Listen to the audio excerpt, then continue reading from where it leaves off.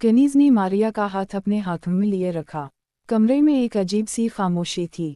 मारिया ने आहिस्ता आहिस्ता अपनी आंखें बंद की, फिर मध्यम आवाज में बोली, आपको क्या बताऊं? मेरा दिल चाह रहा है कि ये सारा हार सिंगार उतार कर आग लगा दूं। उसकी आवाज़ लरज़ने लगी। मैं शहरियर की दुल्हन बनकर इस बेड पर भी नहीं बैठना चाहती। कनीज़ ने इसके हाथ पर शफ़क़त से थपकी दी। ऐसी बात ना करो मारिया, तुम अब उनकी शरी बीवी हो, और दीन हमें ये सिखाता है कि मियाँ बीवी एक दूसरे के हुकूक़ अदा करें, एक दूसरे की इज़्ज़त करें। अपने गुस्से में खुद को सज़ा मत दो। मारिया ने बेबस नज़रों से उसे देखा। कनीज़ ने हल्की सी मुस्कुराहट के साथ कहा, जहाँ तुमने अपनी ज़िंदगी में इतना बड़ा सब्र किया है, वहाँ इतना और कर लो कि वो तुम्हें एक नज़र देख ले। मैंने अपनी आँखों से देखा है वो तुम्हारे लिए एक एक चीज़ कितने शौक से खरीद कर लाया है। मैं चाहती हूँ कि इसकी वो खुशी भी पूरी हो जाए। मारिया ने कोई जवाब ना दिया। उसी लम्हे दरवाजे पर हल्की सी दस्तक हुई। कनीज़ ने पलट कर देखा ही था कि दरवाज़ा आहिस्ता से खिला। शहरियर अंदर दाखिल हुआ। वो जैसे ही कमरे में आया इसकी नज़र दोनों पर पड़ी। फिर इसने दोनों की आंखों में नमी देखी। इसकी पेशानी पर बल पड़ गए। इसने सीधा कनीज़ की तरफ देखा। आप यहाँ क्यों आए हैं? कनीज़ ने जल्दी से अपने आंसू पोंछे। काफ, कुछ नहीं, बस दुल्हन से मिलने आई थी। शहरियर की नज़र दोबारा मारिया पर गई, फिर कनीज़ की तरफ। इसके लहजे में बेइख्तियार सख्ती आ गई। तुम उसे क्यों रुला रही थीं? इसके जवाब देने से पहले ही मारिया खड़ी हो गई। ये मुझे नहीं रुला रही थीं। दोनों की नज़रें इस पर जम गईं। मारिया ने भराई हुई आवाज़ में कहा, मैं इन्हीं रुला रही थी। मैं इन्हीं वो सब बता रही थी। अलामत वावन वक्फताम वक्फताम वक्फताम, जितना आपने मुझे रुलाया है। ये अल्फाज जैसे सीधे शहरियर के दिल में उतर गए। इसका गुस्सा एक लम्हे में ठंडा पड़ गया। वो खामोश हो गया। उसी खामोशी में इसकी नज़र पहली मर्तबा पूरी तरह मारिया पर ठहर गई। सुर्ख लिबास, सादा मगर बावकार हुस्न, आंखों में नमी, और चेहरे पर ऐसी संजीदगी जिसने उसकी सारी खुशी को एक लम्हे में एहसास जुर्म से भर दिया। वो बेख्तियार उसे देखता रह गया। कनीज़ ने दोनों के दरमियान खुद को गैर ज़रूरी महसूस किया।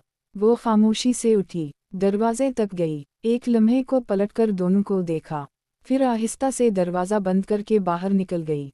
अपने कमरे में पहुंचते ही कनीज़ बिस्तर पर बैठ गई। इसने दोनों हाथों से अपना चेहरा ढंप लिया। आज उसने पहली बार शहरियर की आंखों में वो दीवानगी देखी थी जो कभी इसके हिस्से में नहीं आई। इसके ज़ब्त का बंधन टूट गया। वो खामोशी से रोती रही। इधर कमरे में कई लम्हों तक खामोशी छाई रही। आखिरकार मारिया ने उसकी नज़रें मज़ीद बर्दाश्त ना कर सकीं। वो अपना लहंगा संभालते हुए खड़ी हुई और सर्द लहजे में बोली, अगर आप मुझे देख चुके हों तो बराह करम मुझे वाशरूम और ड्रेसिंग रूम का रास्ता बता दीजिए। मैं ये लिबास और ये जेवरात उतारना चाहती हूँ। शहरियर चुनका। वो बेख्तियार एक कदम आगे बढ़ा। क्यों? अभी तो। वो रुक गया। अभी तो मैंने तुम्हें ठीक से देखा भी नहीं। मारिया ने उसकी बात काट दी। आपको देखने की ज़रूरत भी नहीं। जब आप मुझे पहली बार अपने साथ लेकर गए थे तब तो मैंने ये लिबास भी नहीं पहना था। ये जुमला सुनते ही शहरियर का चेहरा जर्द पड़ गया। इसने आहिस्ता से कहा, बराह करम, वो बात हर बार मत दोहराया करो। मुझे अपनी गलती का एहसास है। मारिया ने तल्खी से जवाब दिया, जब तक मैं आपके साथ हूँ वो हकीकत भी मेरे साथ रहेगी। शहरियर ने बेख्तियार इसकी कलाई की तरफ देखा। चूड़ियों पर इसकी नज़र ठहर गई। वो नरमी से बोला, ये चूड़ियाँ तुम पर बहुत खूबसूरत लग रही हैं। मारिया ने फ़ौरन अपनी कलाई पीछे खींच ली। एक झटके से उसने एक हाथ की सारी चूड़ियाँ उतारकर पिलिंग पर फेंक दी। कमरे में शीशे की चूड़ियों की खनक गूंज उठी।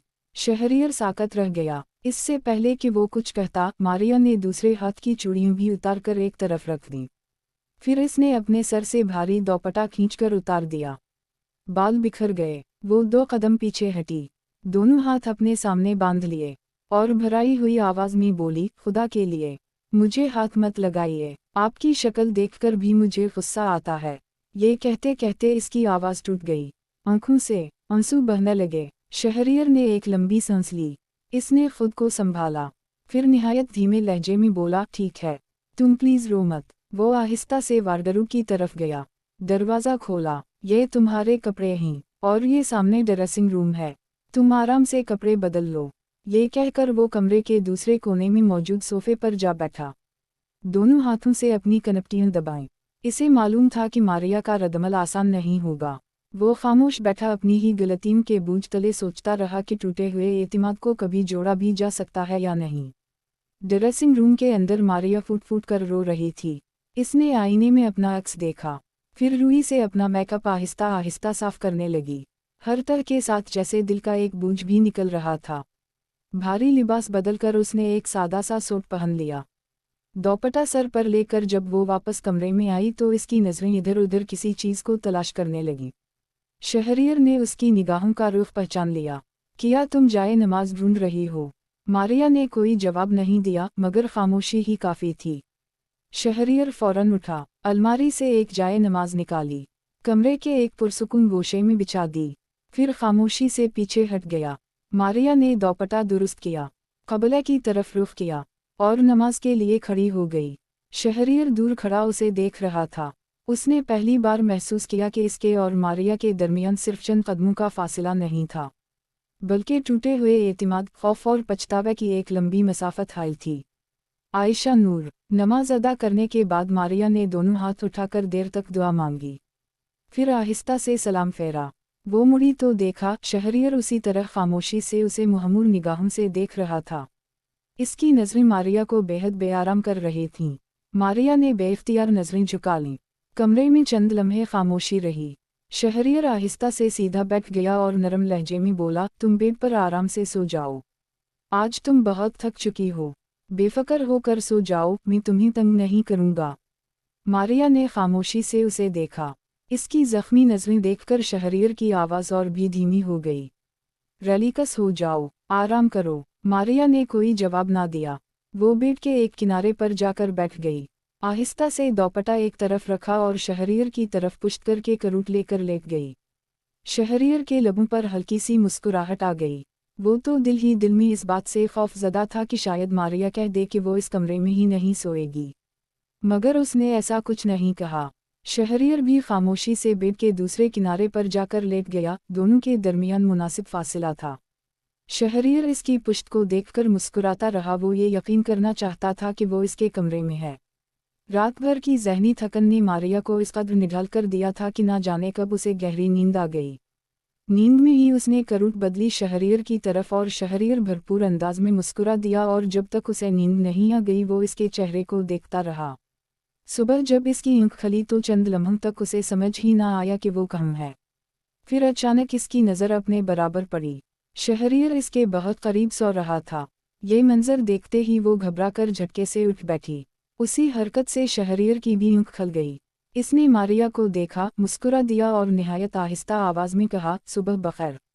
फिर मुस्कुरा कर बोला, सुबह बखैर जिंदगी। मारिया ने कोई जवाब ना दिया। वो फौरन बेड से उतरी और तेज़ी से वाशरूम की तरफ चली गई। वज़ू करके जब वो वापस आई तो फजर की अज़ान जारी थी। इसने जाए नमाज बिछाई और नमाज के लिए खड़ी हो गई। शहरियर दोबारा बेड पर नींदराज हो गया। एक बाजू के नीचे तकिया दबाए, सर जरा सा ऊंचा किए, खामोशी से मारिया को नमाज पढ़ते देखता रहा। इसकी निगाहों में दीवानगी भी थी, हसरत भी और एक अजीब सा सुकून भी। मारिया ने नमाज मुकम्मल की, देर तक दुआ मांगती रही। जब जानिमाज लपेट के इस तरफ देखा, शहरियर अब भी उसी तरह उसे देख रहा था। आयशा नूर। शहरियर ने बेड पर नींदराज रहते हुए मुस्कुराकर पूछा, मेरे लिए क्या दुआ मांगी? मारिया ने संजीदगी से उसकी तरफ देखा। मैं किसी बेनमाज के लिए दुआ नहीं मांगती। इसके लहजे में ना तनस था ना गुस्सा, सिर्फ एक सादा सी हकीकत थी। शहरियर के चेहरे की मुस्कुराहट आहिस्ता आहिस्ता मध्यम पड़ गई। इसका चेहरा संजीदा हो गया। चंद लम्हे वो खामोशी से देखता रहा, फिर हल्की सी सांस लेकर बोला, अच्छा, उठ रहा हूँ। वो फौरन बेड से उतरा और वाशरूम की तरफ चला गया। कुछ देर बाद वज़ू करके वापस आया। इसने जाए नमाज पर खड़े होकर तकबीर कही और नमाज अदा करने लगा। मारिया खामोशी से एक तरफ खड़ी उसे देखती रही। पता नहीं क्यों उसके दिल पर से एक अनजाना सा बोझ हल्का हुआ। कम अज़ कम उसने उसकी बात को मजाक में नहीं उड़ाया था। नमाज मुकम्मल करके शहरियर ने देर तक दुआ मांगी, फिर सलाम फेर कर मुस्कुराता हुआ उसकी तरफ आया। चलो, आज की सुबह का आगाज़ अच्छा करते हैं। मारिया खामोश रही। शहरियर ने खिड़की से बाहर झांका। हल्की हल्की सफ़ेदी लॉन पर उतर रही थी।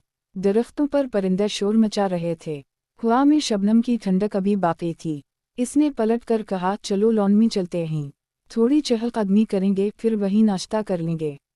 ماریا نے ایک لمحے کے لیے اس کی طرف دیکھا، بند کمرے میں اس کے ساتھ رہنے کے تصور سے کہیں زیادہ آسان اسے یہ لگا کہ کھلی فضا میں چلی جائے۔ اس نے خاموشی سے دوپٹہ درست کیا اور دروازے کی طرف بڑھ گئی۔ دونوں آہستہ آہستہ حویلی کے وسیع لان میں آ گئے۔ صبح کی نرم ہوا چہرے کو چھو رہی تھی، گھاس پر شبنم کے قطرے موتیوں کی طرح چمک رہے تھے، ہر طرف پرندوں کی چہچہاہٹ گونج رہی تھی۔ شہریار اس کے ساتھ قدم ملا کر چلنے لگا۔ وہ مسلسل بولتا رہا، کبھی اپنے بچپن کی بات کرتا، کبھی اپنی غلطیوں کا اعتراف، کبھی مستقبل کے خواب اور کبھی اپنی محبت کا ذکر جو اب اس کے ہر لفظ سے جھلکتی تھی۔ ماریا خاموشی سے سنتی رہی۔ اس کے کان تو اس کی باتیں سن رہے تھے مگر دل تک ایک لفظ بھی نہیں پہنچ رہا تھا۔ اس کے ذہن میں بار بار صرف ایک ہی خیال آ رہا تھا، ابھی امی جاگ گئی ہوں گی، ابو نماز پڑھ کر صحن میں بیٹھ گئے ہوں گے، میری بہنیں بھی اٹھ گئی ہوں گی۔ وہ شہریار کے ساتھ چل ضرور رہی تھی مگر اس کا دل اب بھی اپنے میکے کے آنگن میں بھٹک رہا تھا۔ عائشہ نور